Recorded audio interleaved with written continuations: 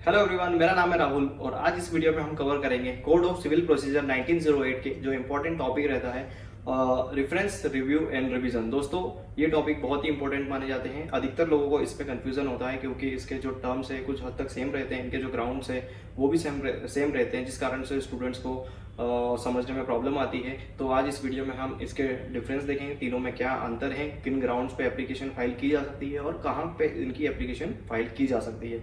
तो अभी तक आपने इस वीडियो को सब्सक्राइब नहीं करा है तो प्लीज आप सब्सक्राइब कर दीजिए आगे आने वाले अपकमिंग वीडियोस के लिए। दोस्तों, पहला हमारा जो टॉपिक रहेगा वो रेफरेंस का रहेगा। रेफरेंस सीपीसी के सेक्शन 113 और ऑर्डर 46 में डिफाइन है।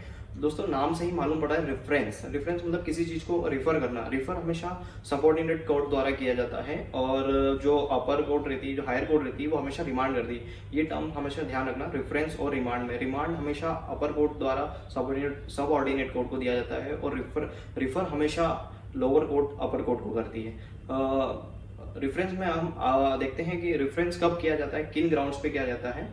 when there is a doubt regarding the any act, ordinance, regulation or any other provision under this act, ordinance or regulation, whether the part is operative or inoperative, whether the part is valid or invalid। मतलब दोस्तों, देखा जाए तो किसी भी act, ordinance और regulation या उसका कोई भी प्रोविजन को सबऑर्डिनेट कोर्ट को लगता है कि ये वैलिड है या इनवैलिड है, या ऑपरेटिव है या इनऑपरेटिव है, को लगता है during the pendency of suit, appeal और एनी एग्जीक्यूशन प्रोसीडिंग कि इस केस में डाउट है। और ये डाउट सॉल्व करना बहुत जरूरी है क्योंकि फ्यूचर में इरेगुलरिटीज नहीं हो, जिसके कारण से, और in the interest of justice इस डाउट को क्लियर करना बहुत जरूरी है। हमेशा जो सबऑर्डिनेट कोर्ट रहती है वो हमेशा हायर कोर्ट को केस रिफर कर देती है और जो सबऑर्डिनेट कोर्ट है उस केस में या तो वो डिग्री पास भी कर सकती है या स्टे भी लगा सकती है। अगर वो डिग्री पास करती है तो वो subject to the contingent of high court का ऑर्डर रहेगा। अगर जो हाई कोर्ट का ऑर्डर रहेगा उसके अकॉर्डिंग बाद में वो वेरी और चेंजेस मॉडिफाइड भी कर सकते हैं। दोस्तों, रेफरेंस में एक बहुत ही इंपॉर्टेंट केस आता है, छोटू भाई वर्सेस बालकृष्णन का केस आता है। इसमें सुप्रीम कोर्ट ने क्लियर गाइडलाइन दी थी। रेफरेंस मीन्स क्या, व्हाट, अगर सबऑर्डिनेट कोर्ट हमेशा केस रिफर कर रहा है, नहीं रिफर इसलिए कर रहा है क्योंकि वो डाउट में है, ना कि इसलिए रिफर कर रहा है क्योंकि वो सॉल्व करने के लिए।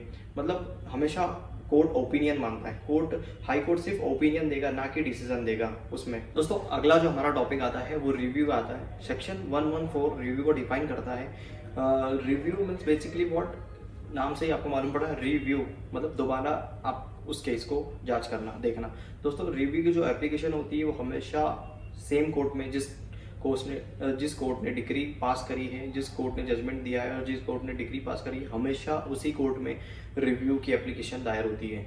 और रिव्यू के हम ग्राउंड्स देखते हैं दोस्तों, किन ग्राउंड में रिव्यू की एप्लीकेशन फाइल की जा सकती है। पहला ग्राउंड ये आता है कि किसी भी कोर्ट ने डिग्री पास करी है, उसके अगेंस्ट अपील हो सकती थी लेकिन आपने अपील नहीं करी है, उस ग्राउंड में भी आप रिव्यू की एप्लीकेशन फाइल कर सकते हैं। दूसरा हमारा ग्राउंड ये आता है कि अगर किसी केस या किसी ऑर्डर या डिग्री के अगेंस्ट कोई भी अपील नहीं जा सकती, मतलब हायर कोर्ट में आप उसकी अपील नहीं कर सकते, नॉन अपीलेबल ऑर्डर्स वगैरह जो रहते हैं, उस केस में भी आप रिव्यू पिटीशन फाइल कर सकते हैं सेम कोर्ट में। थर्ड हमारा ये ग्राउंड रहता है कि स्मॉल क्लोजेस कोर्ट के द्वारा जो भी डिग्री पास की जाती है, जो डिसीजन दिया जाता है, उसमें भी रिव्यू की आप एप्लीकेशन फाइल कर सकते हैं। तो हमारा एक और रिव्यू का बचता है जो कि ऑर्डर 47 बात करता है application for the review of judgment. इस रूल में ये कहा गया है, अगर कोई डिस्कवरी होती है न्यू फैक्ट्स और एविडेंसेस के, अगर वो न्यू फैक्ट्स और एविडेंस अगर आप उस समय प्रोड्यूस होते, जब आपका ट्रायल चल रहा होता, तो केस आपके फेवर में होता, लेकिन वो उस समय प्रोड्यूस नहीं हुए, जिस कारण से आप जजमेंट डेटर बन गए, तो डिग्री आपके अगेंस्ट पास हो गई। तो दोस्तों, इस केस में अगर डिग्री पास होने के बाद में भी आपके पास न्यू फैक्ट्स और एविडेंस आते हैं तो आप उस केस में रिव्यू की एप्लीकेशन फाइल कर सकते हैं। मैं आपको एक एग्जांपल देना चाहता हूं। एक पिताजी के दो लड़के हैं, दोनों पिताजी एक्सपायर हो चुके हैं और दोनों लड़कों के बीच में प्रॉपर्टी का डिस्प्यूट चल रहा है। ए जो बंदा था उसने फॉर्जेट करके और विल अपने नाम पे करवा ली पिताजी से और प्रॉपर्टी अपने नाम करवा ली। बी जजमेंट लेटर बन जाता है क्योंकि उसके अगेंस्ट डिग्री पास हो गई थी। बाद में मालूम पड़ता है कि बी को मालूम ये पड़ता है कि पिताजी ने मेरे लिए पहले से ही एक विल बना रखी थी जो कि ट्रू एंड वैलिड विल है। तो उस केस में अगर वो पहले प्रोड्यूस करता तो वो केस उसके नाम पे हो सकता था, लेकिन उसने जो डिस्कवरी ऑफ फैक्ट और जो एविडेंसेस है, जो विल है, वो डिग्री के होने के बाद में उसे मिला है। तो उस केस में भी वो रिव्यू की एप्लीकेशन कोर्ट में फाइल कर सकता है। तो लास्ट हमारा जो टॉपिक बचता है वो रिवीजन का बचता है। रिवीजन बेसिकली सेक्शन 115 में सीपीसी में डिफाइन है। रिवीजन एक बेसिकली हाई कोर्ट के पास पावर रहती है कि वो कभी भी किसी भी रिकॉर्ड को सबऑर्डिनेट कोर्ट से कॉल करवा सकती हैं, बुलवा सकते हैं। और हाई कोर्ट रिवीजन का पावर उस समय भी इस्तेमाल कर सकती है जब कोई जजमेंट, डिक्री और ऑर्डर डायरेक्टली हाई कोर्ट में अपीलेबल नहीं होती है, मतलब उनकी जो अपील हाई कोर्ट में नहीं जाती, उस केस में भी रिव्यू की पावर एक्सरसाइज कर सकती है। अब हम ग्राउंड्स ऑफ रिवीजन देखेंगे, किन किन केसेस में हाई कोर्ट रिवीजन की पावर एक्सरसाइज कर सकती है। पहला केस तो ये बनता है जब सबऑर्डिनेट कोर्ट को किसी लॉ के द्वारा कोई पावर नहीं दी जाती, फिर भी वो उस पावर का यूज करती है, मतलब exercise the jurisdiction not vested by the law. Second ये बोलता है fail to exercise the jurisdiction vested by the law, मतलब लॉ ने पावर तो दी है लेकिन वो फेल्ड हो रही है एक्सरसाइज करने में।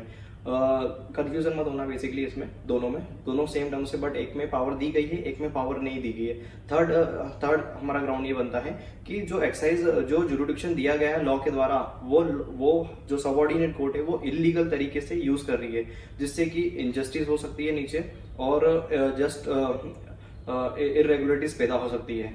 इन सभी केसेस में हाई कोर्ट के पास एक्सट्रीम पावर रहती है कि वो कभी भी किसी भी सबऑर्डिनेट कोर्ट से रिव्यू रिकॉर्ड बुलवा सकती है और रिवीजन की पावर एक्सरसाइज कर सकती है।